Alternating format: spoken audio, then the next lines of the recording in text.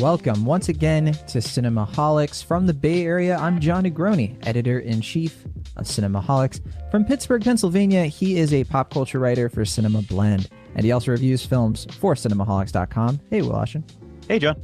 From Kansas City, she is the film editor for The Pitch, with bylines at Slash Film, Crooked Marquee, RogerEbert.com, and soon The World. It's Abby Olczewski. Hello. You can find more episodes of our show, including our full archive on Cinemaholics.com. You can also find written reviews and bonus content. You can write into the show anytime by sending us an email, cinemaholicspodcast@gmail.com. You can leave us a voicemail on our account on the Swell app, and you can support us directly by becoming one of our monthly patrons on patreon.com/cinemaholics. A lot to talk about this week. We are going to be reviewing One Night in Miami, the new film from Regina King, along with Lockdown and Herself. We also have some mini reviews to get to, including WandaVision, Ultimate Playlist of Noise, plenty of stuff coming up on that. But first, for off topics, Abby, Will, today is the big day. This is the big week. We are kicking off our first live stream. Cinemaholics has gone live. How does it feel, everybody? Ooh. Go ahead, Abby. It's exciting. I don't know. I feel kind of exposed, but I guess, Yeah. I don't know. We'll get used to it. Sure, I'm a little nervous, but I hope to, like you said, I guess you're a little bit more used to it at this point. There you go. Right. Exactly. I've been doing the live stream thing quite a bit lately. Yeah, so I'm excited, but also pretty nervous, but we'll go through it. I'm excited nonetheless. It's an exciting time to be a cinemaholic. I mean, we're going into this new year, and the point of this is that we wanted to do a live thing so that people can get all of these reviews a little bit earlier. And we're also doing a new thing where we're going to be releasing daily episodes. So you'll still get like one episode of Cinemaholics with everything that we recorded, which will be out at its usual time on Monday. But throughout the week, if you wanted to, just hear about one of the films we talked about, you can find that, of course, releasing as its own episode. So that is going to be rolling out this week. We're kind of experimenting. We're going to see how it goes. If people don't like it, we'll definitely change course. But for now, I'm pretty excited about this prospect. We didn't do any marketing for this. So we don't expect anybody's going to really be checking us out live. But of course, we hope people will be able to find us on YouTube. And you now have the option to check us out on YouTube if you prefer listening to the show that way. So we're all here. We're not on camera, but we do have our special little avatars. And you can find us on the Cinemaholics YouTube channel. And you can join the live chat and ask us questions in real time if that suits your fancy. But for now, it's just us, and we're going to be kicking off some stuff this week. Before we get started with these mini reviews, I just want to check in. Will, Abby, we had our top 10 movies of the year. And I'll start with you, Will. Have you been watching more 2020 films since we last talked? Yeah, I caught two that I really did like. I mentioned it in the show, but I finished First Cow, which I think if I were to make the list now, that would probably be in my top 10. I don't know exactly what spot, but I really did grow like that movie quite a bit. And as I think about it more, I really do appreciate what Kelly Reichardt was doing there. And just the whole thing just feels like a very warm, nice little blanket of a movie. That's also very bittersweet and sad, but nonetheless, I definitely am a big fan of that. And I also got a chance, I was just telling Abby before we recorded, to watch the Netflix documentary Mucho, Mucho More, which I don't know if that'd be in my honorable mentions, but I'd probably put it, if I had like a top 50, I'd probably put it in there. I really was taken by that little sweet documentary, just a nice little character profile on a Puerto Rican television personality that I wasn't too familiar with going in, but it's one of those movies that, like, when you leave it, you feel like you got to know the guy, and it just was a really special little movie. So those are two I would recommend as well. Yeah, I've heard really, really great things about Mucho, Mucho More. And I got to say, I definitely have a long list to get to. I've been so busy this week. I actually only had time to watch the movies we're talking about, which I'm sad about. But what about you, Abby? Did anything hit your stream this week? Nothing from my need to watch list has hit yet, apart from One Night in Miami, which we are going to be talking about later. I, like you, John, had kind of a busy week, so I had to kind of squeeze stuff in where I could. But I still am looking forward to checking out a number of things. I actually was just doing a top 20 list draft with some folks at the Screenland Armor, which is a theater here in Kansas City. Oh, nice. I think they're gonna release it as a podcast at some point in the next week. And there were some other things that came up during that conversation that I definitely want to catch up with. For sure, I want to double down on making sure I watch Never, Rarely, Sometimes, Always. And also Host. That was one that came up in our conversation. And I am aware that both movies are good, but like the way that folks talked about how much they loved both of them really made me excited to check them out soon. Sounds good. Yeah, I definitely heard great things about all of those films. And yeah, don't forget to plug the that podcast once it comes out. Absolutely. But on that note, we actually had a last minute voicemail. It came in after we did our episode, but if you didn't listen last week, we played voicemails from you, the listeners, who told us your favorite movies of 2020. And we got another one. It's really great. It's a little bit long, but it's about Sound of Metal. And, Sound of Metal was on our lists. It was on my list, and I think it was on Abby's as well. And, I think I had it as my number 7. I think, Abby, you had it like maybe number 4 or 5. We're definitely fans of them. And here's one of our listeners, Film Starlet, wanted to tell us her thoughts on the film and why it was her favorite film of 2020. I think my favorite movie of 2020 would definitely be Sound of Metal. I mean, yes, it was not the most happiest movie of the year, of course, but I felt like I was seeing something new and original. I feel like I haven't really seen too many movies out there about someone losing their hearing. And I felt like this movie did a great job. It did a great job in the fact that we were able to hear what the main character, Ruben, was hearing, or in his case, not hearing. And it wasn't anything like we had to imagine it or anything. The director basically had us hear what he was hearing, and we were able to better experience why this is such a loss for him. Because, of course, if you're a musician losing your hearing, it'll feel like a death sentence to you. And I do like how this movie tied in with addiction. It tied in with addiction in the fact that they didn't use the stereotypical tropes that we're used to seeing in movies that are about addiction. I like the fact that this guy didn't have to relapse with drugs in order for him to relapse, basically. It shows that as an addict, you could relapse in other ways. It's basically anytime you want something and you do unhealthy methods in order to acquire what you want, that's how you know that you're still an addict. And I thought the movie did a great job explaining that. And I also thought the movie did a great job basically showing us what the deaf community feels and what their beliefs are about their own community, and the fact that they're trying to show people that being deaf does not have to be a disability. As soon as you accept it, then as soon as you accept the silence, basically, then your life could be so much more peaceful. And I especially loved the performances of Riz Ahmed, of Olivia Cooke, and even the one who played Joe in the movie. I know he's getting a lot of awards through his performance, and it's funny, I thought it was going to be Riz Ahmed who was going to get all these awards, and instead it is the one who played Joe. And I think it's amazing. I mean, if it was up to me, I would want this movie to win Best Picture for the coming year. Most likely it probably won't. If it does, I will be doing imaginary cartwheels in my head. But even if it does end up being where it only wins Best Supporting Actor or even Best Sound, then I'll still be happy for the recognition. It's no different than when I saw Room. I was disappointed that it didn't win Best Picture, even though I knew it wasn't going to. But the fact that Brie Larson still ended up winning for that movie, I thought it did a great job in bringing awareness to just how amazing that movie was. So yeah, I definitely recommend seeing it. It's currently on Amazon Prime. And I thought, for me, I personally think that it should be Best Picture in the fact that it's a movie that could really touch everybody.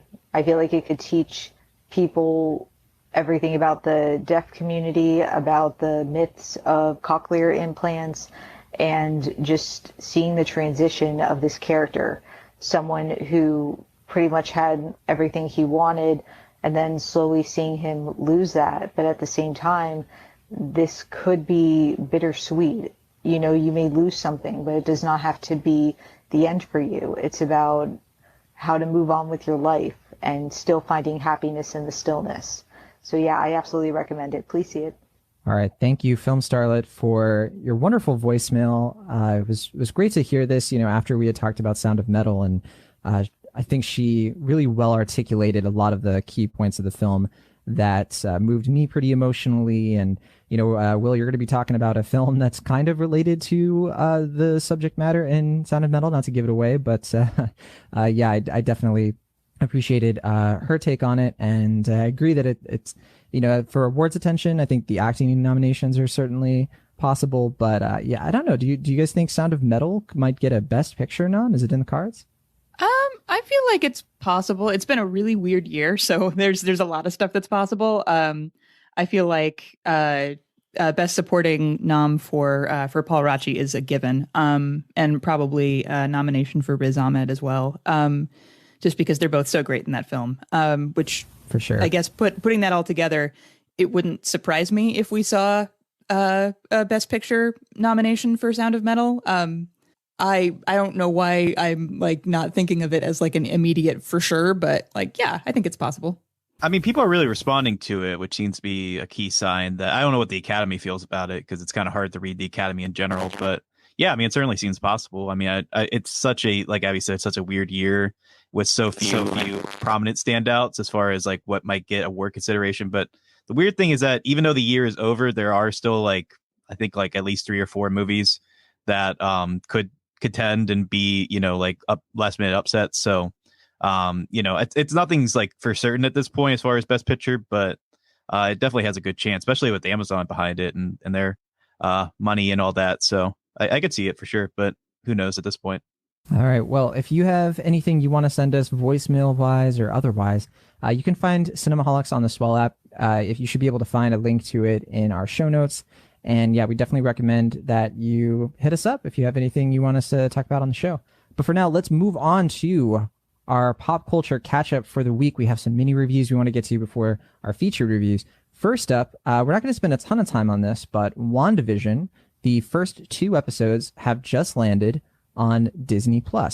And WandaVision is, of course, the latest MCU series, although it's kind of like the first official Marvel Cinematic Universe series. It's not really like Agents of S.H.I.E.L.D. or Daredevil, where it's more ancillary to the bigger films, the cinematic films. Instead, it seems like it's like right in line. It's like a continuation of the episodic storytelling we get in the Avengers films and all the interconnected ones like that. It's a very new thing. It's also the first series in Marvel's Phase 4. And the first 2 episodes are out. I know critics have seen 3 episodes so far. I'm not one of them. I didn't get a screener. I didn't call up Disney for access. So I've only seen the first 2, but Abby, I know you've seen at least the first 2, right? Or did you watch 3 episodes? Yeah, I got to watch all 3, Okay. which was, it was a nice surprise. I did not ask for that, but they did appear in my screener account, and yeah, I wasn't mad. So what a fun that surprise! Was pretty cool. I know, it was a lovely surprise. Cool. We obviously don't want to give a lot away because it's a very weird show. These episodes there's a very specific format to them. I don't think we want to give any very specific details, but just general impressions. I mean, the premise is that Wanda Maximoff and Vision are in some kind of weird TV land episodic format. Every episode I've seen so far, it's like a different genre of classic television. The first one is kind of like a Harriet and Harry, Dick Van Dyke kind of show. And then it like gradually transitions into becoming kind of like Bewitched. And then it becomes kind of like Bewitched in the later seasons. And it's kind of just Wanda and Vision in this weird alternate universe where they're like a married couple and they have to hide their superpowers. And it's like a real sitcom. It's like you're like this, the writing is like, I don't know. There were times where I forgot that it's not a TV Land or Nick at Night sitcom. Did you feel that way, Abby? What did you think of this? I did, yeah.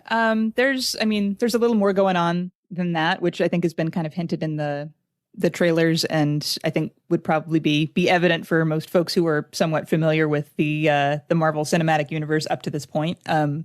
But yeah, I know I was impressed by how much of it just seemed like kind of a pleasant, lightly witty and charming, just weekly sitcom with really standout supporting performances from Catherine Hahn and also Emma Caulfield, which is always a nice surprise because I love her in Buffy. Yeah, and Fred Melamed.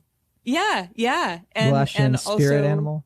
Yeah, and also just it's nice to actually get to watch Paul Bettany and Elizabeth Olsen kind of bounce off each other a little bit with a little bit more focus than they got in the actual Marvel movies, because I enjoyed that relationship. I felt like it wasn't super highly developed. It kind of felt like it was pushed off to the side. But their chemistry, isn't it amazingly good in this? Yeah, it's really impressive. And I've been appreciating the kind of emerging discourse on Twitter. Is Paul Bettany hot now? It's the answer is that he's always been hot. Yeah, I've been on that train since hot now. Yeah, I've been on that train since 2001, my friends. So yeah, it's called Knight's Tale. Look it up. It's called cinema. Exactly. Are you kidding? Yeah. He It's called A Beautiful in that Mind. movie. It's called The Only Good Part of A Beautiful Mind. Forgot about Beautiful Mind. Yes. What about Wimbledon? Yeah. Wimbledon's okay, but I mean, I'm not talking movie wise. I'm talking like his attractiveness and. Sure. Oh, indeed. Yes. Yeah. I was aware of that. Yeah. It's sure. that was a seminal movie crush moment for young impressionable Abby, and so I am quite happy that I made that bet early on, and it's finally starting to pay off. Yeah, I have been bemoaning slightly how Elizabeth Olsen has kind of been so busy with Marvel stuff that we don't get to see her in really fun independent projects as much anymore, like more artistic films, more independent films, like we did in like Martha, Mary, Marcine, Marley, whatever it's called, in Secret. You know, these movies that kind of like tested her a bit, like. I don't know, for every like Old Boy and Avengers Age of Ultron, I just wish we could see her like really stretching her acting prowess, because she's a really great actress. I don't think she's gets her due all the time with these Marvel films. Like you said, like, Civil War, she gets some stuff to do, but it's still pretty surface level. It seems like she's just like doing it pretty easily. She like drops the accent, that they made her do in Age of Ultron. And I think this show so far has the potential to really like, bring to light the talent of these great actors that they have, which is great. So we'll probably keep talking about WandaVision as the season goes on. Maybe we'll check in once the 9th and final episode of this season. I think it's just one season, possibly. I don't know, but I think it's just a mini series.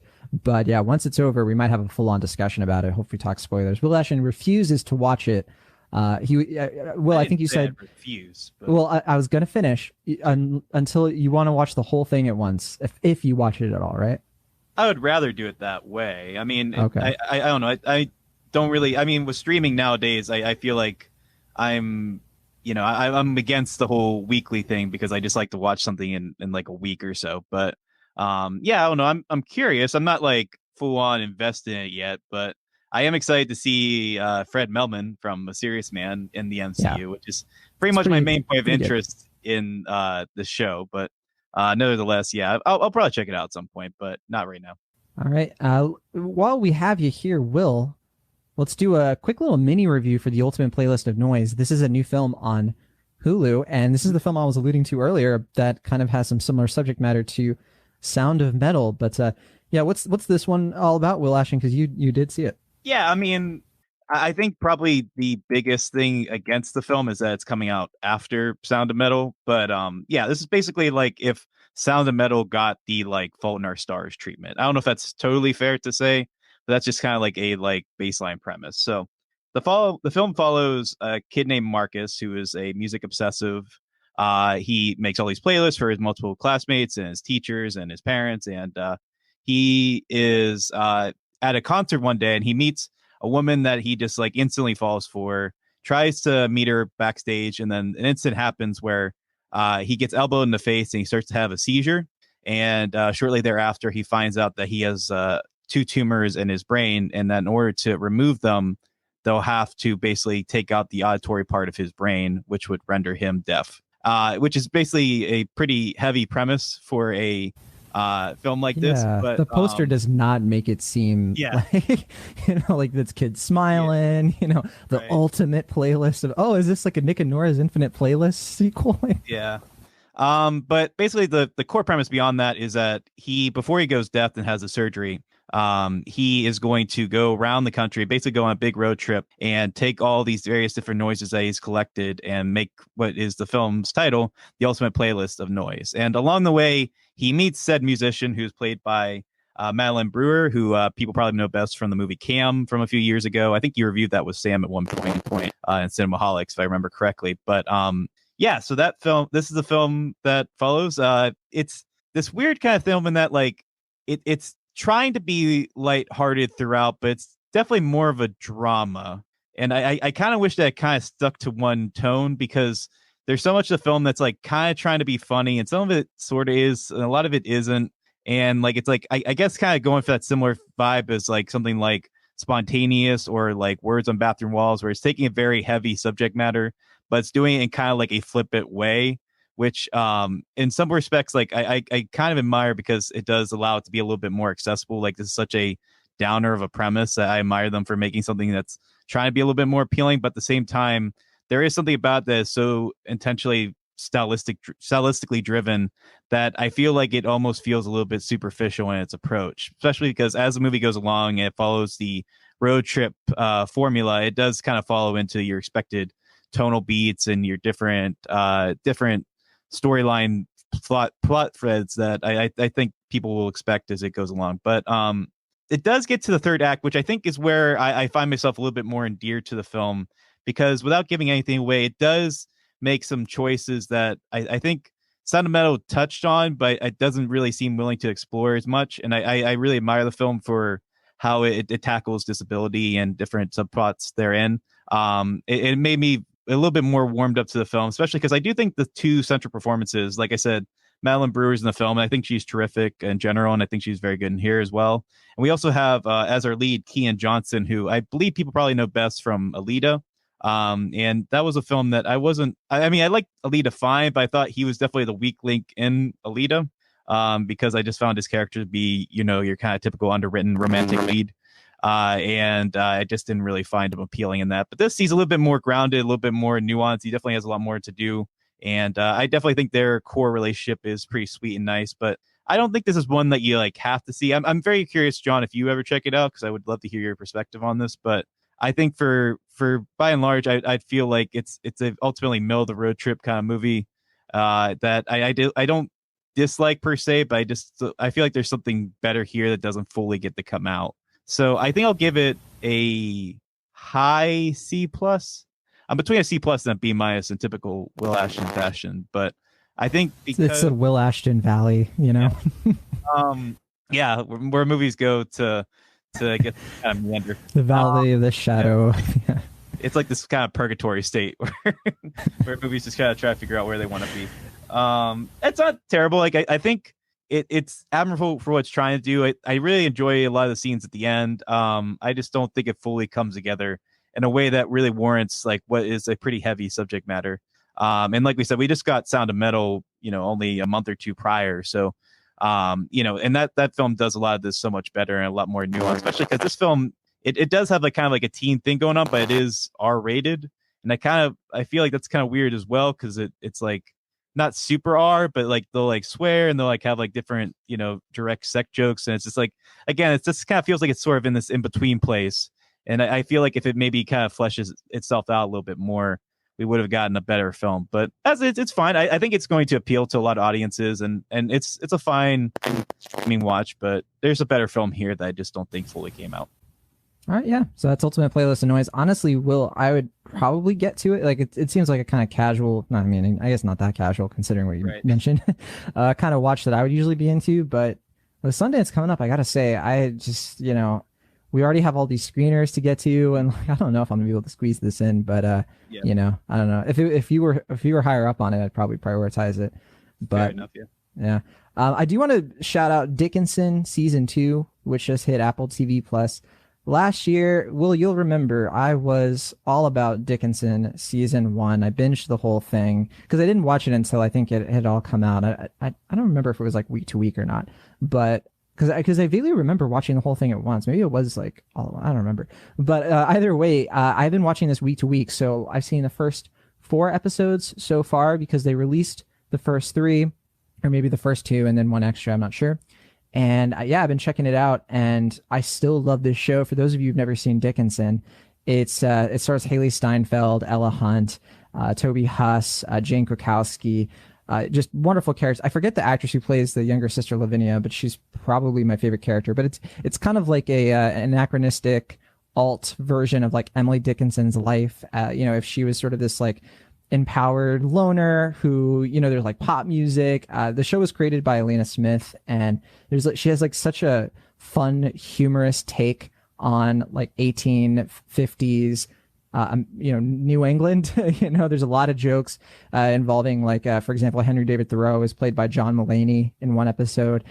You have like all these great like comedic actors coming in and doing funny things. Saoirse Mehmet plays Louisa May Alcott in the first season, and in this season, the guy, Finn Jones, I think his name is, the guy from Iron Fist and Game of Thrones, he comes in as this like editor-in-chief character. And the second season so far has been really fascinating because it's exploring like Emily Dickinson trying to make a decision of whether or not she wants to publish her poems and have fame. And, this is just a show with like a lot of heart, very breezy 20-minute episodes. I could not get Will Ashton to see it, but I have gotten some people to see it who are friends of mine. Especially, I have a friend who is an English professor, and she absolutely loves the show. I like kind of explained the premise to her, and she was like, "Not quite my tempo." Like with Emily Dickinson, it sounds kind of weird, but I gotta say, this show is just like rock and roll 1860s, and it is. It's hard to explain. It's the kind of thing where like it's either your wavelength or it isn't, and it absolutely is mine. It's been bringing me a lot of joy.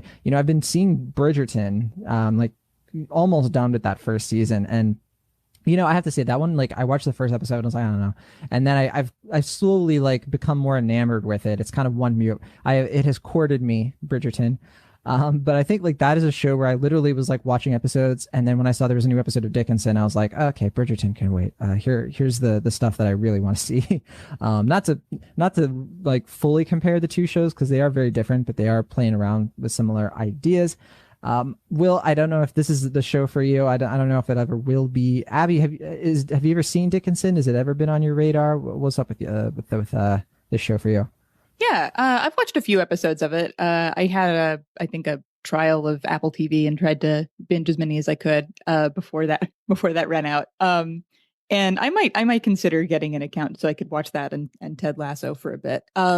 Just because I did enjoy it. I liked what I saw. I'm a big fan of Kate Beaton and Hark a Vagrant, which that show gave me very similar vibes to that webcomic. So it's definitely a sense of humor and style that I can get behind. It's definitely in that mood and spirit. And yeah, I have to say Ted Lasso too. I mean, we've talked about that plenty of times on this show, and I feel like you would enjoy it, Abby. I know Will continues to claim to me that like nobody talks about Ted Lasso on Twitter. I'm like, Will, I see Ted Lasso tweets all the time, and Will's like, I never see. Oh yeah, I never see him. Yeah, I have a couple, but yeah, I have several friends who have talked about how much they love Ted Lasso, and a few who have shamed me into watching it, basically because I haven't been able to see it yet. So it's on the list. Right on. Will Ashton, you saw this at TIFF, MLK, and I believe FBI. MLK FBI, excuse me. And it is, I think, now on demand. Is that the case? Yeah, it just came on demand because I believe Friday was MLK's birthday, and then Martin Luther King Day is, I believe, this upcoming Monday. So tomorrow, depending on when you listen to this. But yeah, this is the new documentary from Sam Pollard, and it basically follows the complicated history, to say the least, between Martin Luther King and the FBI. Now, I think a lot of people who are familiar with the FBI in general are probably not going to find too many surprising ideas thrown around here, but a lot of the information that is divulged is pretty fascinating. And well, I mean, it's definitely not an uplifting film if you're looking for something a little bit more rousing, I guess, during the holiday. But it is definitely a very interesting and informative documentary that is well crafted, and I definitely think a lot of people are going to get a lot of good information from it.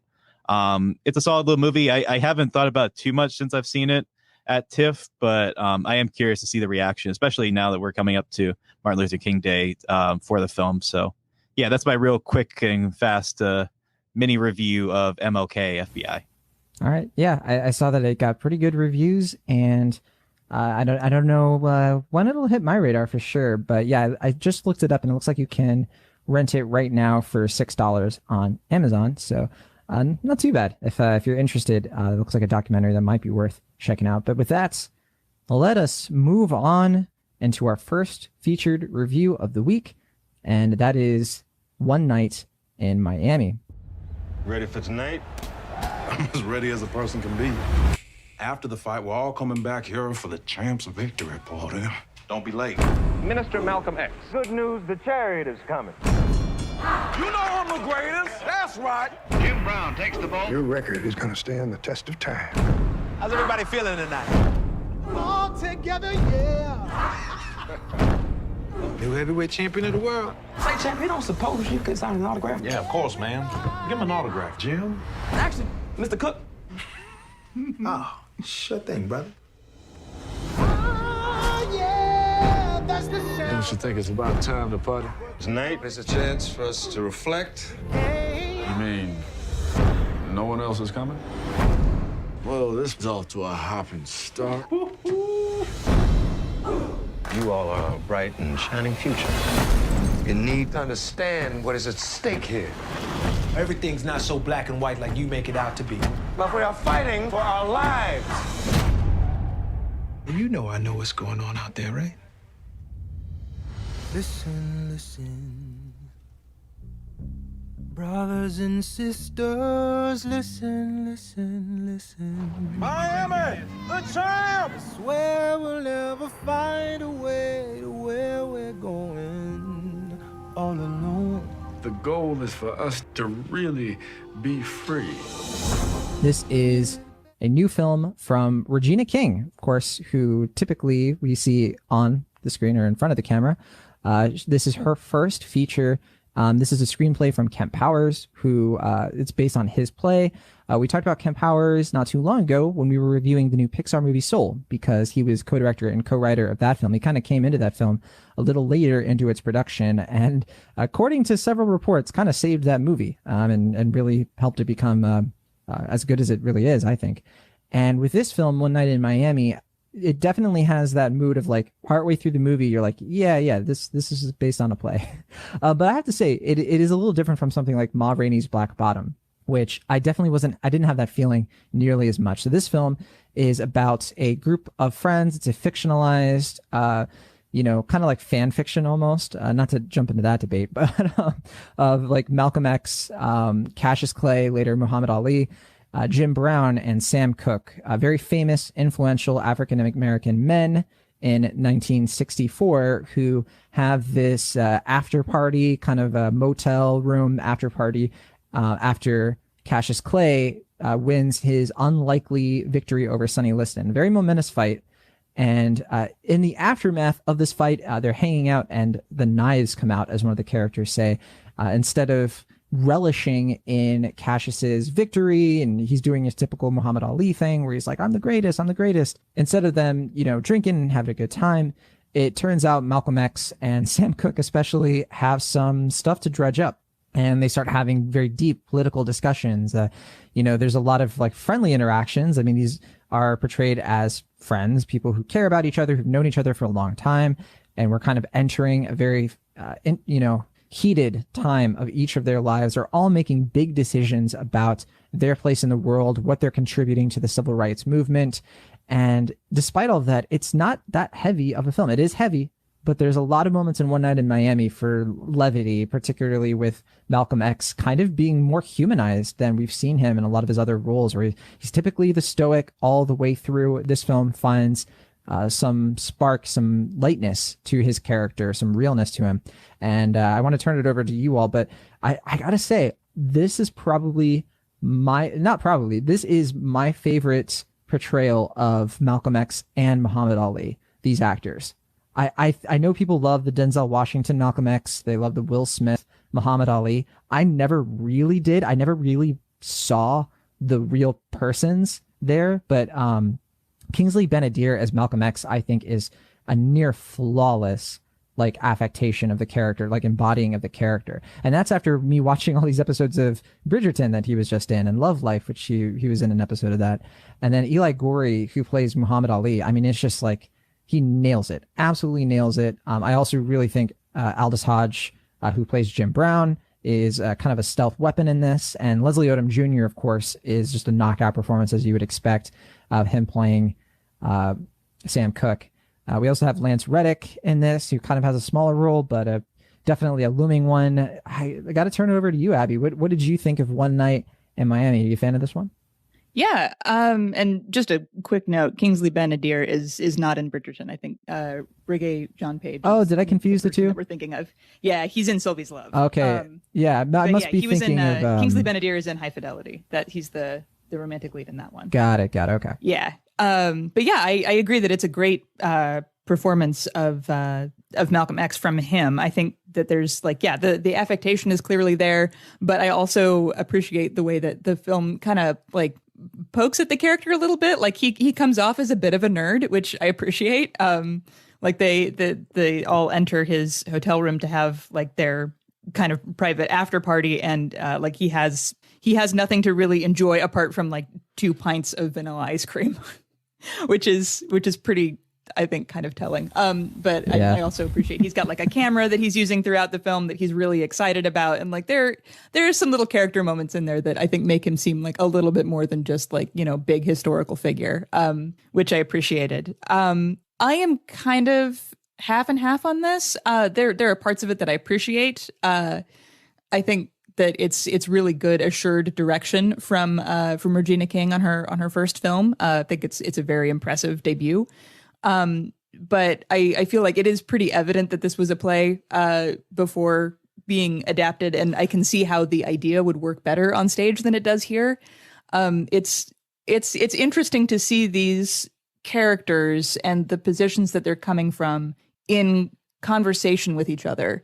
However, I think in the purposes of a film, it's a little hard to see these men as people who know each other well. I feel like that relationship is not super well developed. It often feels like concepts talking to other concepts about other concepts, if that makes sense at all. So I think it, especially the conflict between Sam Cooke and Malcolm X, it feels like we're having perspectives thrown at each other rather than people who are concerned about each other and know each other well. And I watched this with my parents, and I was kind of talking through my reaction to it with them. And we were discussing how I think Spike Lee's Da 5 Bloods, which we've talked about, I think it was on somebody's top 20 or top 10 list. My number one. Of last year, and how that movie addresses a very similar form of conversation in a way that feels natural to those characters and their relationship to each other. So it actually made me appreciate that film all the more. But yeah, I mean, I think there are parts of it that are well done. But on the whole, it feels like an intellectual exercise that works better in a theatrical setting than it does on a screen to me. No, that's interesting. Yeah, I definitely didn't have that same reaction, even though I was feeling the staginess, I did appreciate that they went outside. They weren't just in one room the entire time or one building. They actually stretched their legs. There were some extra scenes, and I don't know. I think because those scenes happened and they had some variety, I guess it didn't bother me as much. But Will Ashton, what about you? And I know you saw this at TIFF, so you're not quite as fresh in it as Abby and myself. And you've talked about the film a little bit, but how's the film sort of changed or not changed in your estimation since seeing it? Well, I will say that I think for me it took a little bit to get going, because I think the first, I want to say 10 or 15 minutes of the film is setup for the hotel, and I found those moments to be a little bit clunky. I think Regina King's shortcomings as a director, as a first-time filmmaker, are apparent in those scenes, setting up the moment that we're going to have for the majority of the film. But once we do get to the hotel, I'm pretty in line with where you are right now, John, that I just think there's so much life and humor, and there's so much in those moments that I really did appreciate, and just become so entertaining and joyful to watch, that I really did get a lot out of those moments. And I think because that's the crux of the film, that informed a lot of my enjoyment of the film. But I do have to agree, I'm a little closer to Abby in that, I think the movie kind of falls in between characterizations of these very famous figures and then finding their humanity therein. And I think the movie kind of bounces back and forth between that throughout. But I think as the movie gets along, particularly we were saying, I think for me, the star performance of the film is Kingsley Ben-Adir as Malcolm X. I think that is the stand-up performance. I think Leslie Odom Jr. is probably going to get the most awards consideration because his performance is the showiest, which I mean, like, I think he's pretty good. I think of the four, he might be my least favorite just because his is a performance that felt the most like a performance. Whereas like the rest, I think for the remaining three, like they were able to find a lot more grounded wealth to appreciate or to for me to appreciate. But yeah, I think there's a lot to value here. I'm definitely a big fan of the screenplay. I think definitely Regina King is a very strong actors director. I think she could still grow as a visual filmmaker, but like we said, this is her first film, so there's definitely room to grow there, and I hope she does continue to direct. I know she's done a lot of TV prior to this, but I don't know if that's an issue. That I don't know if I'm very curious to know how I would feel about the film if I saw this in theaters as opposed to seeing it on my computer. Like if the visual presentation would have bothered me less or more. But yeah, I guess I'm somewhere in between right now in that. Like I definitely think the performances and the writing and the acting direction stands out enough to where I really am able to appreciate and value this film for what Regina King is able to accomplish. But I do agree that I think the film does have its shortcomings as far as being, like we said, fairly stagey and feeling like a stage production that it doesn't fully find its grounding in that respect. But I did get a lot out of it overall. I definitely was engrossed in this.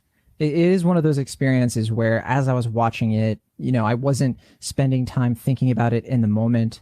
But after I finished the film, I did find myself like really reflecting on a lot of the points and how these characters, these actors who are portraying these real people are really trying to balance their personas and how other people view them and like who they really are. And I think that's why the film worked for me in terms of like the idea. I think, Abby, you said like concepts talking to other concepts. I think the reason that worked for me, or like I think it aided my experience for some reason, is because I bought that. I bought that is how they would show themselves to each other. There's a line in the film about how, Malcolm X in particular is like used to be a different person, but now the person you are in public is the person you are in private. And it's just like this like pontificating, this like philosophical mumbo jumbo being thrown at each other. I mean, very important philosophical conversation, but definitely conversation that is like losing sight of like why they would be friends in the first place. And so I think because I perceived the movie being about how these people have become concepts of themselves and not their real selves and the struggle of that, I think that's why it didn't distract me. Like I didn't get like pulled out of the film as much as I guess it kind of sounds like maybe you two had some struggle with like, not really clicking with that energy. For me, I saw it as like an aspect, I guess. And as I watched these men like debate and get it under each other's skin, I just saw a lot of universality in that. I saw a lot of like the deep conversations I've had with people when we're supposed to be relaxing and having a good time, but then it ends up being a shouting match. It ends up being, like us judging each other, but then, hopefully coming together. And yeah, I found a lot of like lightness to that. I liked how there wasn't like this high stakes tension.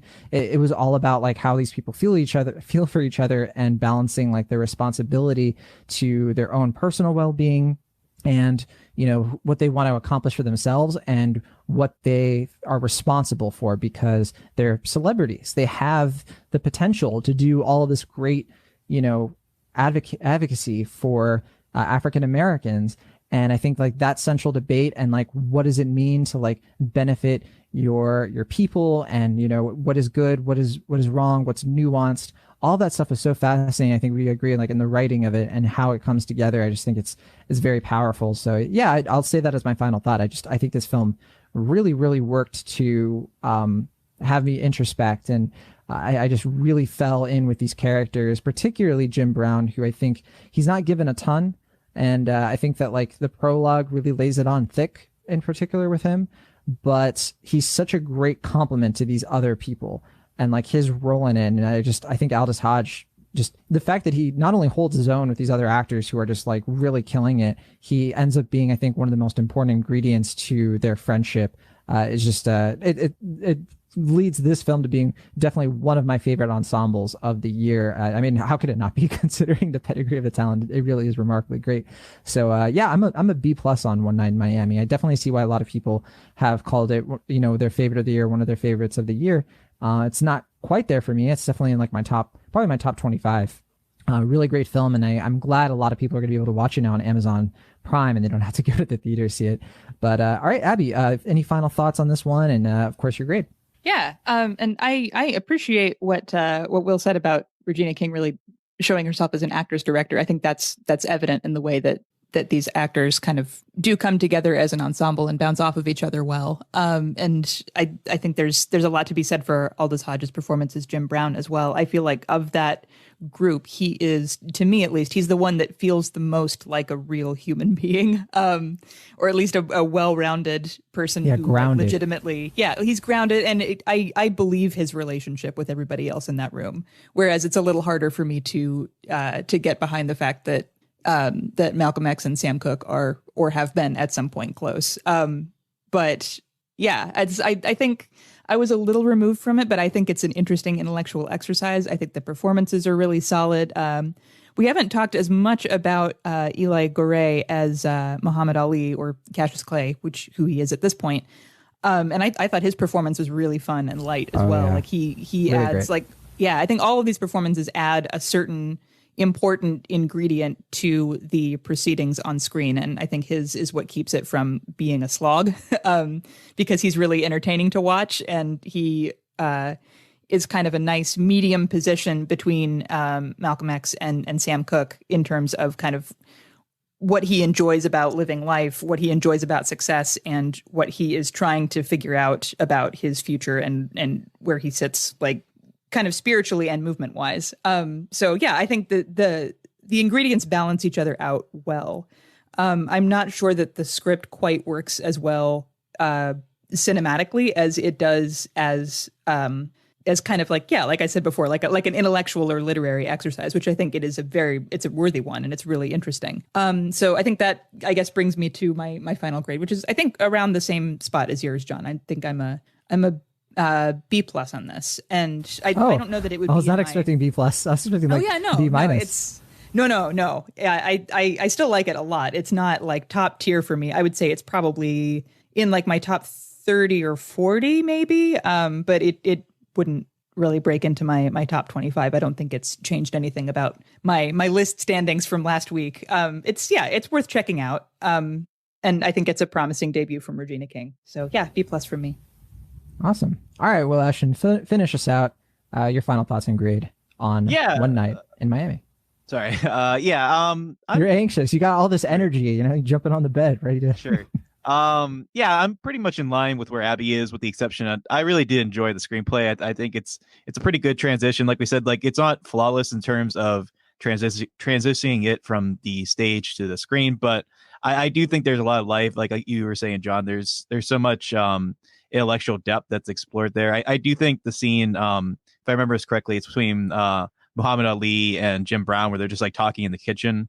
And that scene is, I think, one of my favorites from 2020. I just think that's really well done. I think the acting is fantastic. I think it's really well written. Regina King, that's some of her strongest direction in the film. And I don't think the movie is always on that level, but I think when it is on that level, it's just firing on all cylinders. And like I said, I'm just really excited to see where she goes next as a filmmaker, if she continues to pursue filmmaking in addition to acting. But I do have some shortcomings with it. I do agree with Abby that I think it kind of falls back and forth, like I said, between like following the characterizations of these famous people and then just like find their humanity. But it's just a really well made, entertaining film, I think, by and large. And I'm ultimately going to push back against what you said earlier. I do think Spike Lee's Malcolm X is probably the definitive Malcolm X film, at least in my opinion. Like I think behind Do the Right Thing, that's my favorite Spike Lee film, and I really do like that movie a lot. But like I said before, Kingsley Ben-Adir, I think, gives the performance of the film, even though I do really like the central four performances, like you're saying, John. I think as an ensemble,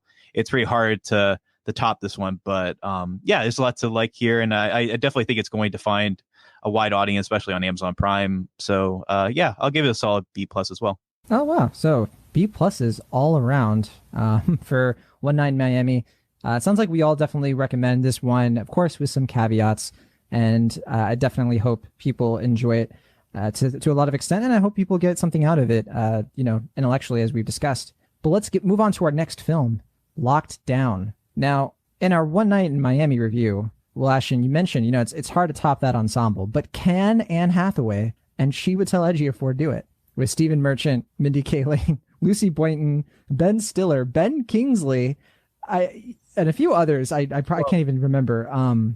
Yeah, I mean, that's a film where we're trapped in one room with a bunch of people we want to spend time with.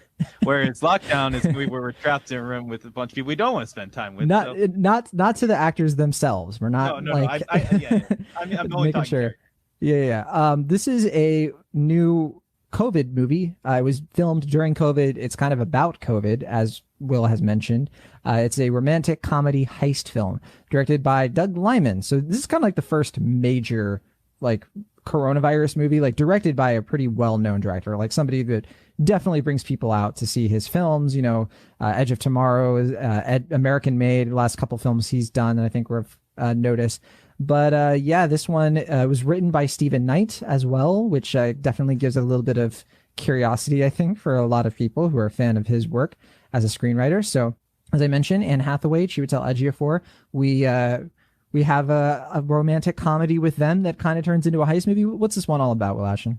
Yeah, so like you're saying before, we're following, I think this was around like March or April of the pandemic. Basically, London is on lockdown at this point.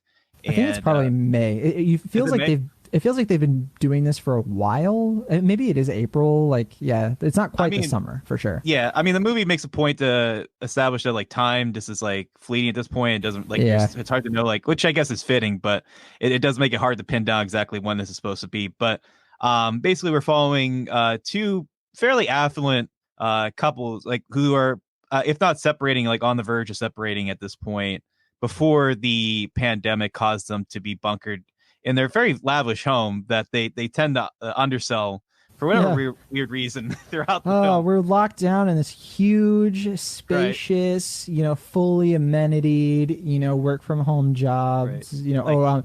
I'm getting paid to not have to work. Yeah, that's so like very relatable.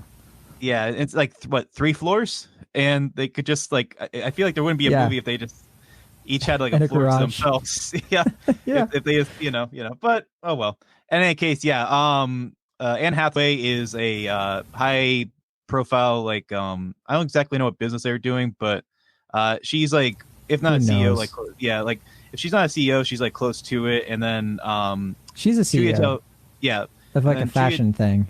Right, something like that. And then Chiwetel Ejiofor is a formerly convicted criminal who's like trying to get his life back in order. And obviously, like his record is preventing him from really flourishing, but he does find this new job where he's basically a driver, and basically that forms, I don't know if this is a spoiler to say, but like a heist plan that follows through later in the film than I anticipated, because I was told early on, or at least like from the like previews and stuff, that like the heist was like the general plot of the film. But it's for the most part like kind of like a like Nancy Meyers pache that just like eventually becomes like a half-assed heist movie in the last like 45 minutes, which is from a plotting standpoint very bizarre, and certainly not the least of the movie's problems. Yeah, it's weird because like literally you have like Anne Hathaway from The Intern from like part of this movie, then you have Anne Hathaway from like Ocean's 8 for like the last part of this movie, and it doesn't quite, it's weird. I forgot to mention, I don't know if we said this is on HBO Max, so it's pretty easy to see this one. And the first review I saw for this was very positive, so I was like, and a lot of people have been talking about this. And then, so like Abiel Chessie was like, okay, guys, what are we watching this week? And I was like, I mean, I feel like Lockdown is pretty, it's a can't miss. Like, we gotta, good or bad. And so Abby was like, okay. And I was like, totally up to you, Abby. You don't have to watch Lockdown. And she was just like, I'm being forced to watch this film by John and Will. But Abiel Chessie. I apologize. I'm sorry I got so aggressive with you guys, but I really no. hate this. Being facetious. But yeah, so tell us how much you liked Lockdown, Abby.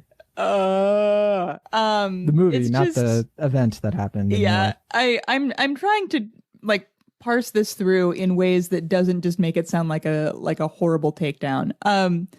I feel like maybe this isn't strictly true, because I was just talking about how much I want to watch Host, which is set entirely on Zoom.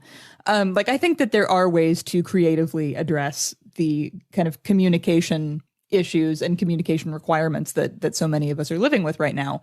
But in terms of, I don't know, reaction to pandemic living, I almost feel like it's going to take a little more processing for us to get actual great art out of this, instead of what we're getting, at least on a major film level. And this really, to me, smacks of something that was thrown together very quickly with very little thought. The Zoom conversations focus so much on like the audio ticks and things that go wrong when like that happens to me on Zoom, maybe, I don't know, about half the time, I guess. Like definitely not every single time, to the point that this movie seems to be following, which makes it very annoying to listen to most of those conversations. A lot of those conversations feel like memorized monologues. And it also kind of gives off a vibe of kind of bored celebrities who are trying really hard to be edgy and seem to have found an opportunity that allows them to do so. Remember that Imagine video? Yeah, this is right. like the more not emo cousin of that video, but like the frustrated rich cousin. Yeah, like that. There's a moment when Anne Hathaway kind of rage dances to Adam Ant in the garden of her really nice house, and it's just I don't know. It feels so forced to me. Like it just doesn't. And there are so many other things that are alluded to about these characters and their shared experience together that really don't make sense with how those characters are played. Like we talk about Chiwetel Ejiofor's character Paxton, his background as like a biker and his kind of criminal infraction thing. That also is a heroin causing an issue. addict. Also, it's like Mad Libs with his character. All of these things, all of these things. And I mean, we've seen characters with difficult pasts being portrayed compassionately on screen, like, for example, Sound of Metal, which we were talking about earlier. And Chiwetel Ejiofor gives off absolutely no vibe of that. He feels like a well-heeled drama school grad in the way that he performs this and the way that he performs these definitely memorized monologues. He definitely strikes as somebody who did LSD once and then tries to make it sound like he had like an addiction, like in college. Absolutely. And like there are some funny bits that come in, like that one time that they were pagans for a bit and the goat was his totem. Like I find that funny. I definitely don't see that applying to him. It doesn't really seem authentic to the character. Linda, Anne Hathaway's character, some of the things we learned about her doesn't seem authentic to the way that Anne Hathaway is playing her. Which she looks as like somebody who has had a successful career and money all of her life, instead of having like wild days and one time when she went to Sturgis. Like neither of these people have ever been to Sturgis. It's clear. And yeah, there's so much about it that rings false to me. The called in cameos feel like just kind of quickie bits from like people calling in favors, which I guess is fine. It seems unnecessary. It was more entertaining than anything else, I think, in this movie. For me. Yeah, sort like, of. oh, like, yeah, cool. Yeah, like somebody pops up and like, oh, Claes Bang, I like him. I'd much rather watch something else that he's in for a longer period of time. It's like when you have a conversation with someone you want to end and somebody else shows up and you're kind of like, oh, thank goodness. Exactly. Yeah. Oh, Save yeah, I me. forgot how much I like The Square. I'm going to go watch that. So anyway, those are all the things that I don't know. And in addition to the fact that I find Paxton and Linda to be extremely unlikable people, once we get to the heist portion of this, it's a little better, I guess, in that like we've changed setting. So there's some stuff changing. There are a couple of like third act occurrences that don't need to be there. I feel like they're there just to kind of complicate things a little bit unnecessarily. And I don't know. I think it ends far too neatly. It feels like kind of a whim that got financed somehow and made into a movie, and we were told that it could potentially be timely, and there was nothing about it that rang true for me. So those are, I think, literally all my thoughts on that movie.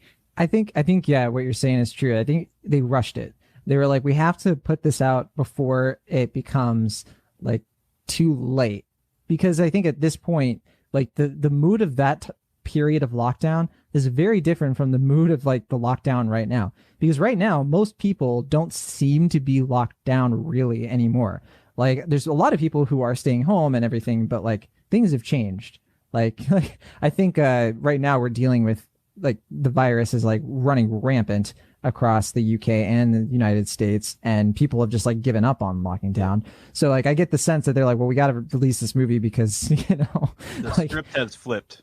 Yeah, there you go. I have two main things with this movie, and then we can move it to you, Will. But I think my main thing with this movie is like I don't think it's terrible or anything. Like it's, it's, I think it's more embarrassing than anything else. Like I think it's just so revealing of like the two pandemics that people went through, of like the pandemic that rich people faced and celebrities and Hollywood actors faced is so ridiculously different from like what everybody else faced, and they just don't seem to be aware of it. There is no self-awareness of like these people's problems and how like their, inconveniences during the pandemic were exponentially more challenging for us, for like people, and we're pretty privileged compared to a lot of people who've had it way worse than I have. And so like I can't help watching this movie just be like, yeah, like you said, it's like a whim of like they just came out with a script.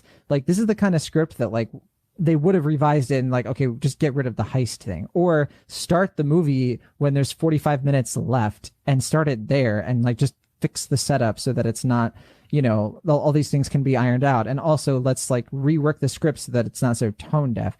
But none of that happened because I think they wanted to rush this thing out because they wanted to make a just gimmicky COVID movie that, has like the, it just has the humanity of like a wrung out sponge. So yeah, I think this movie is, it's not technically terrible. Like there's scenes and there's dialogue and it's not great or anything. It's, it's all just pretty average. But I think what pushes this thing to below average for me is that its subject matter couldn't be more uninteresting, especially at this point in time. But yeah, Will, are you the lone defender of this movie? Unfortunately not. Yeah, I mean, I guess I'm trying to be a little nice this film because I understand that they had enormous challenges, not only with the production of it, but just like you were saying, like getting a movie made and finished and released about COVID in a timely manner. But there's also something that just feels very cynical about making a movie about the COVID experience, because like when are you going to release this? Like it's a terrible time to release it now, but you can't release it later because like it'll be even more outdated at that point. So it's like, who's this movie even for at this point? Like, is it for, like you said, like the like affluent people who have been stuck at home and just like aren't used to having to spend time with their significant other that they don't love anymore? Or is it like what? But at the end of the day, I think it's just a rush script that just doesn't really know what it wants to do, because like I think if they wanted to make a like dark comedy slash romantic, maybe anti-romantic comedy about being stuck with a person that you no longer love in your apartment, like that's a fine idea for a movie. Like I think you'd have to have someone like Noah Baumbach do it. I don't think Doug Liman is a particularly well-versed comedy director just based on his past experience. But if you wanted to do something like that, fine. Like I know Chiwetel Ejiofor and Anne Hathaway are very dependable actors. I mean, I know Anne Hathaway is like doing capital A acting in this, but I think it's a little bit more endearing than what she did in The Witches personally. But yeah, I think for me, like, I guess where I'm going to push back is that, like, I could not stand any of the Skype scenes. Like, the Skype scenes were some of the worst. Yeah. Yeah, I think, like, it rang of, like, oh, the worst thing these people have to deal with is bad connection. It's just, like, I like Abby was saying, like, oh, it felt false. Like, oh, you're in Italy. I heard it's really bad over there. Like, yeah, we're doing this. It's like, yeah, it just feels, like, so telegraphed and, like, pandering at this point that, like you're saying, John, it's just like I just found it to be so out of touch with reality and like what people are actually dealing with and talking about in these discussions. And also just like there's nothing cinematically or visually interesting about watching Skype conversations. Like I thought Host was fine. Like I think that movie did a little bit better stylistically, also because it's a lot shorter than this film. But I just don't really care about watching Skype calls. I'd rather movies, if they're gonna continue making movies like this in the future, just please don't do that. Because I was I was personally more into the film when it was just like, two characters talking about their problems, which I do think like I am not a fan of Anne Hathaway's character, but I think she did it. Her performance was fine. I actually do think Chiwetel Ejiofor did a pretty good job, especially considering that apparently the film was shot in I think like 11 days or maybe like 18 days, and they were so rushed in production that they had to like basically pull Marlon Brando and like tape lines around the set so they could know what their lines were. Which I mean, I didn't really get that feel throughout, so I guess that's credit to them as actors that they could move past that shortcoming. But yeah, at the end of the day, I found it to be pretty intolerable, because like we're saying, like if it's going to just be a like anti rom-com about people in pandemic, that's fine. If you're gonna make like a lazy heist movie, like it breaks the main rule of heist movies, which is that they tell you what the heist is. And then like when you do that in a film, it's like, oh, okay, so surely it's not going to go that way because there's no driving conflict if everything just goes exactly as you said. But yet that's pretty much exactly what happens in this film. So it's like, then what's the point? Like if you were just going to tell us what's going to happen, why? I don't know. It just feels very much like you're saying like a first draft of a screenplay that they just rushed into production because they wanted to get this film made as quickly as possible. And in that respect, it does feel fairly artless and cynical. Like I was saying, like it just doesn't, it feels like a movie that's capitalizing on this point in time and not really commenting on it in anything that's actually involving the conversation or actually bring, you know, perspective to something that we've all been lived through and have a shared experience with. And in that respect, I didn't really find too much to enjoy with this film. All right. It sounds like you're ready to say your final grade. I'm a C minus. I think it was basically a C movie, but it's so out of touch that I bump it down to C minus. But what about you? I'm a C minus, verging on a D plus. Like I said, I think because I enjoyed the two performances, like I didn't really like the characters all that much, but I think the performances are good, and I do think there's enough like kind of back and forth there that I was able to look over a lot of the film's shortcomings. But at the end of the day, like I don't want to revisit this film. I didn't really get a lot of the experience of watching it, and pretty much by the end, it's fairly intolerable. And also, the movie's mask kit is just awful. Like it's a minor thing in the scheme of things. Yeah. But like, no one in this movie knows how to wear a mask, and it's like. Well, I think it's because it was probably like you were saying, like they were filming it so early in COVID. We didn't really have a lot of the mask stuff figured out, if I recall, around that time. Maybe. I don't know. But in any case, that's just something that stood out to me watching it. So yeah, I'd give it a low C minus. All right, Abby, what about you? I think I'm D plus territory on this. It's really low. I kind of agree with what all of you have said. It feels really out of touch in terms of like what people were actually dealing with going through pandemic stuff. I think it's underthought, underdeveloped, underwritten. And it's another thing that, I mean, I don't know that this necessarily had any hope, but like Stephen Knight, who wrote the script, like wrote and directed Locke, which takes place within a single car. So like he can do a closed set film. Absolutely.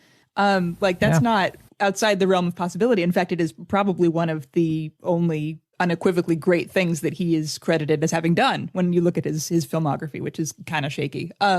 But it's and Lyman is like he's I think kind of starting to get better regular recognition now as somebody who's really good with action. So perhaps the issue here is, I don't know, injecting the romantic comedy status. Like I think there's a possibility to do something really interesting here, but it just feels like every step along the way was the wrong step to take. Agreed. So I think there's potential in that premise. I think we could definitely see some interesting stuff come out of the pandemic when it's given, like when the idea is given some room to breathe and some thought. But I think in the race to be like new and sharp and timely, I think all of that just kind of fell flat on its face. Yeah, I mean, to quote Ian Malcolm from Jurassic Park, they're so caught up in whether or not they could make a movie about COVID that they didn't figure out whether or not they should. So. There it is. Yeah, exactly. You know, this movie, it's only 8 minutes longer than One Night in Miami. To me, it felt 80 minutes longer. Oh, yes. I kept pausing and being like, this has got to be wrapping up. And it would be like, no, John, you're not even halfway done. You still have over an hour left. That kept happening throughout this movie. I'm sorry, Abby, that, you know, Will and I forced you under contract to watch this movie. How dare pressured you? your hand into it. I think, though, hey, maybe a silver lining is, I know for me, I have been telling people, because people were telling me they wanted to see this, and I have been telling them, do not. You will most likely not like it, and you'll most likely find it really, like, just galling. Particularly, there's a suicide joke in this that really pissed me off. I was like furious at like how light they made of that, considering like what people have been going through. Like that's a real thing, huh? I forgot about that. I genuinely at that point considered turning it off. Like I would have if like I hadn't already. I would have felt guilty if like Abby had been like, John forced me to watch this, you know, under threat of like against my cats, and then he ended up not watching it himself. No, I would never threaten your cats, Abby. They're important. Thank you. I appreciate it. Okay, well that's Lockdown. A conversation I think that ended up being as weird as the movie itself, perhaps. But I will say, I don't want to hear anyone complain about the fight scenes in Marriage Story ever again after watching this movie. Yeah, that's right. Good point. Like, if I hear anyone complain about this, I'm saying watch Lockdown and come back to me. That's what I said. All right, let's talk about Herself. Herself premiered at Sundance last year. I had absolute pleasure and privilege. I almost said privilege to combine both words, but I guess that would be the case. This premiered at Sundance. I got to see this on the big screen, which was so wonderful. This is the latest film by Phillida Lloyd, who, of course, did the first Mamma Mia, which is a classic of cinema, in my opinion. It's funny because I was just talking to my mom about how one of the last times she and I went to the movies together, we've been to the movies together like 2 times in the last like 12 years, mainly because I live in California and she doesn't. But the last time was we saw All the Money in the World together. And then before that, we saw Mamma Mia in 2008, opening day. And it was a blessed experience. But I went into Herself, this new film starring Claire Dunn, who actually did the screenplay with Malcolm Campbell.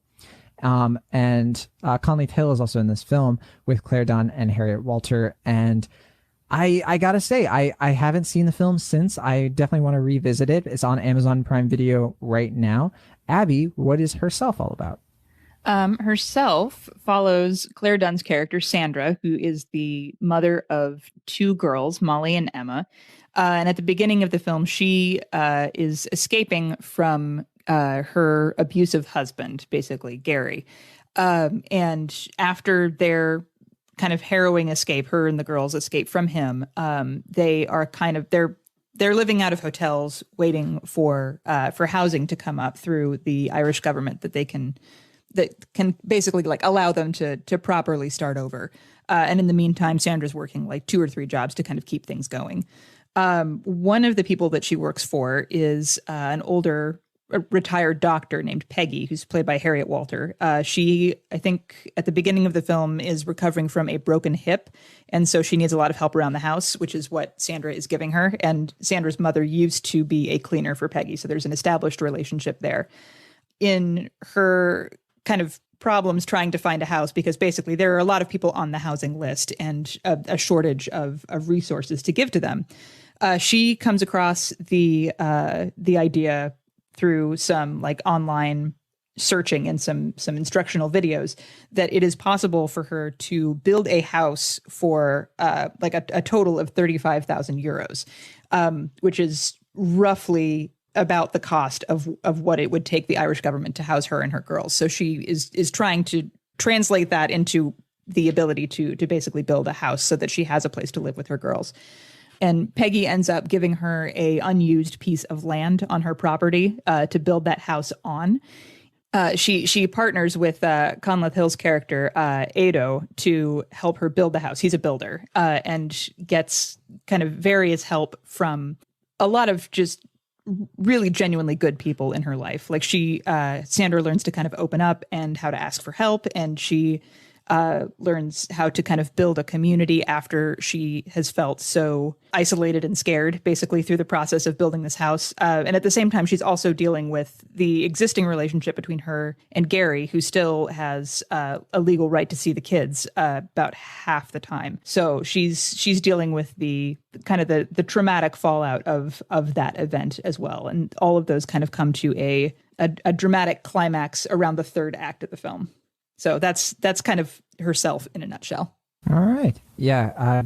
Terrific movie. Definitely a standout for me at the festival. One that I remember in great detail, particularly the Conley Hill performance. But yeah, Will, so you had a chance to see Herself as well. What did you think of it? Yeah, I enjoyed it as well. I didn't have the highest of expectations going into this because I guess one way that you and I differ, John, is that I am not the biggest Phillida Lloyd fan. You're just one of the biggest. Yeah. I am not, unfortunately. I didn't care for the first Mamma Mia movie, and I think Iron Lady isn't really my thing either. I don't remember it too well beyond. Yeah, I don't like Iron Lady as well, so I'm with you there. I mean, I'll say I like Iron Lady more than Mamma Mia, but I guess that be fighting words. That's where we differ. Yeah. But neither of the films were particularly my thing, and I think my concern with the film going in is that I found her direction style in both those films to be kind of fairly bombastic and lacking subtlety and nuance. And I was worried with a film like this that's so heavily from the perspective of a woman who is suffering, horrible abuse and trying to move from it, is that I didn't think she was going to necessarily have the sensitivity to pull it off. But one of the best surprises for me watching the film was that I think she did that quite well. Particularly thanks to the screenplay and the lead performance from Claire Dune. I think there's a lot of tenderness and a lot of nuance to that performance that I was afraid wasn't going to be communicated in the film, but especially as we spend more time with this character and we get to see her perspective and the way she's mostly silently dealing with these very traumatic and horrific situations. I definitely was quite taken by this lead performance from our screenwriter. And yeah, I mean, I think the story itself plays out in a way that I found to be fairly expected, including an end that I guess I found it to be a little too predictable. There's a thing that happens I predicted fairly early on, and I was a little annoyed that I did predict that, because I was like, okay, that felt like a very scripted decision that in conjunction or against the more nuance of the direction. But overall, I did like the film, and I got more out of it than I anticipated. So I was happy about that. Yeah, the film just kind of, when I watched it, it just kind of warmed me up. I was in definitely a different place when I was seeing it, and there was something about seeing like the humanity of the people who come together to help this woman out, just purely, just to help her. And I was a little nervous about the film as it was going, because I was nervous it was going to be really melodramatic, and because there is like a lot of domestic abuse that is portrayed in this. And I think, yeah, there's something about the way the film handles how that affects characters without, really like bringing a harshness and a just like bleakness to the proceedings, which it's okay for some films to do that, but I just appreciated this film it just had a different take. It had a different experience for this woman and how she relates with her kids, how her kids are, dealing with the trauma of that situation. And, it's a simple movie. It's not, the deepest. It's not a film that I think is there to really provoke tons and tons of conversation. But I do think it just exists as this nice, sweet little gem that I really want to tell more people about. I did tell my mother about this one, and I told her it was from the Mamma Mia director. And she, funny enough, my mom already knew about the film. She had seen a trailer, and she's like, I really want to see it. And so I hope it finds its audience, and I hope that people give it a shot, because it does. Yeah, I think some people have kind of criticized it as like, okay, it's kind of like a Lifetime movie, which, first of all, that's okay. That shouldn't be a slight. But even so, I think it's definitely a cut above that. It's very, it's got a lot of theatrical quality to it. I'm sad that Abby and Willie didn't get to see this on the big screen, but I hope you can see why I enjoyed it as much as I did. So I'm very, very strong, solid B on Herself. I think it's really lovely. What about you, Abby? Yeah, I'm kind of in similar territory. There's a lot that I liked about this. I think the relationships between the characters feel very real and kind and sweet. It's really nice to see people being emotionally generous to somebody who really, really needs it. And the kind of evolving relationship between Sandra and Peggy in the film, I think, is really very, very heartwarming and moving. There's a part where Peggy just kind of basically tells Sandra how proud she is of her in like around like close to the third act of the film. And it's like, I kind of teared up a little bit because I'm proud of Sandra too. She's done a lot. I think there are some parts of the movie that they veer a little bit closer to preachiness than I would like. They're a little bit kind of predictable in that sense, but those are fairly minor things, and the movie is not like that consistently and entirely. There's some kind of tragic stuff that rears its ugly head like very close to the end of the film that I don't know. I don't want to ruin anything. It did kind of leave me a little bit slack-jawed. And I think it leads to kind of a nice coda, but it did feel unnecessarily cruel as well. So there are some things about it that I don't think quite work. They feel a little bit rough, but I think that the ultimate goal is definitely achieved. I think it's a very sweet movie about found family and community and overcoming trauma with the help of people who are willing to help you do that if you just ask, basically. So I think I'm kind of in B territory for similar reasons. Excellent. Yeah, very strong message for this movie. What about you, Will? Where do you land for this one? I'm not too far behind you two. Like I said, I do agree with Abby that there are maybe a couple moments where the qualities of Lord's past two films kind of start to come out, and I wasn't particularly a big fan like the kind of more theatrical moments, but I do think comparatively to like say Iron Lady, like I think that moment of catharsis where like she finally gets to like yell out her emotions was a lot more well earned and a lot more impacting here than I think I would have anticipated going in. So yeah, I mean, I definitely appreciate the film a lot. Like you said, it's a fairly simple film, so I don't know if this is one I'm going to be reflecting back on that much in the months and years ago, but I do think what it does fairly well, and I think as a character piece and a showcase for our lead actress and screenwriter, I think it's a good film in that regard. So yeah, I'd give it a high B minus. Well, Herself is now available to watch on Amazon Prime Video. It's the shortest film I think we've talked about in the featured reviews this week. It's only 97 minutes long. So yeah, pretty quick watch if it sounds interesting to you. It sounds like you'll at least, like it based on our conversation. I think it's worth seeing for sure. And I think it's got pretty good reviews on Rotten Tomatoes. I think last I checked, it was in like the 90s. So pretty safe bet if everything else we talked about doesn't quite sound up your alley, especially Lockdown. But all right, thank you for listening to the show. Let's finish things out with some plugs. Abby Olcese, what have you got cooking in the Abby Olcese verse? I gotta say that right. Oh man, the Olcese verse. I like that. Yeah. Abby's kitchen. My podcast, the podcast version of my conversation with the folks at Screenland Armor should be out sometime this week. I will warn you, our conversation was very, very long, but it was a lot of fun, and I'm glad I got to talk to Adam and Blair and Liz about their favorite movies of the year. We had a lot of fun with that. And I will have a review out later this week of White Tiger, which opens on Netflix this Friday for Crooked Marquee. Yeah, and I've been hearing really interesting things about that, so I'm excited to check it out. Okay. Will, what about yourself? What's going on? And, this, are you cinema blending anything these days? Nothing too exciting. And I apologize for my dog's barking. I think there's a deer outside, so he might be a little rattled. But right now he's afraid of deers, unfortunately. But yeah, at the moment I'm working to put together the season 5 premiere of my podcast, Ain't Ogre Till It's Ogre. I don't know if I mentioned it on the show or not, but we decided that this year we're going to be watching The Master of Disguise from 2002, which is a film that is not well regarded. Certainly the least critically acclaimed film, in that I think it has a literal 1% on Rotten Tomatoes. But yeah, for listeners who don't know, if they don't know the premise of It Ain't Ogre Till It's Ogre, you're going to watch this film 12 times in a year, right? Once a month, yeah. So each month we get together, we watch the film, and then we see if we have any changing or differing opinions of the film, based primarily on the fact that these are films that we watch several times in our youth. So like we watch them a lot as adults. We see if we have like kind of similar, different opinions going on. So in that respect, yeah, I don't know what is going to happen with Master of Disguise. It's easily among the most absurd films that we are going to cover, but I'm excited nonetheless. So I'm looking forward to recording that later this week. But the episode isn't out yet, but probably by this time next week it might be. So look out for that. It's more absurd than Cat in the Hat. I mean, maybe my memory just is failing me. I don't know. I mean, the Cat in the Hat does have a plot, and I don't think Master of Disguise has a plot. I think it has a premise, so I have to imagine it's a little bit kookier, but I don't know. We'll find out. For me, I got something really exciting. Speaking of Matt Serafini, who does It Ain't Ogre Till It's Ogre with you, Matt is actually going to be joining me next month, and we're in the planning stages of an Incredibles D&D campaign.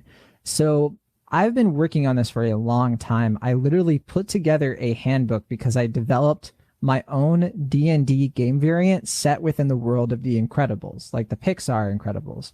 The idea, if you've never played Dungeons and Dragons, is we're going to get together and we're going to live play a game, this game that I put together just yesterday. Corey and I, on my YouTube channel, John in Theory, I helped Corey Woodruff, friend of the show, build his super for our game. He is going to have super stretch powers. He's going to be a saboteur character, also a hacker. So, and he has a thief background. And I was telling Charlie Ridgely, another friend of the show, this, and Charlie was like, so the complete opposite of Corey, essentially. So yeah, it's going to be pretty exciting. Matt is a part of it. A few people that I don't think have really had their Cinemaholics or John in Theory debuts yet, so that's going to be really fun, and so I'm really looking forward to that. Abby, I've never asked you this before. I've thought about it, but do you like Dungeons and Dragons? Have you ever played? I have. I've played a couple times. My D&D experience is somewhat limited, but I do enjoy it, and I enjoy playing with folks who have kind of a creative take on it. So yeah, that sounds awesome. I can't wait to hear how that goes. Okay, because the second campaign, I might be ringing up your phone for please to do. join in on the fun. Yeah, that sounds incredibly fun. Haha, incredibly fun. No, Will would never do it. Will thinks it's really nerdy, and yeah, I'm not about that nerd stuff. But he's about that. He's about other nerd stuff. Sure. Yeah, exactly. But all right, that'll do it for our show this week. Thank you for listening, and I hope you enjoyed our first live show. This was a lot of fun, and yeah, again, it's an experiment, so please let us know if you have any feedback on the show, anything you think we should fix or address or make better. Please do. But that said, we'll see you next week from the Internet, California. I am John Negroni. From the Internet, Pennsylvania, I'm Washington. From the Internet, Kansas City, I'm Abby Olchesi. See you on the next one.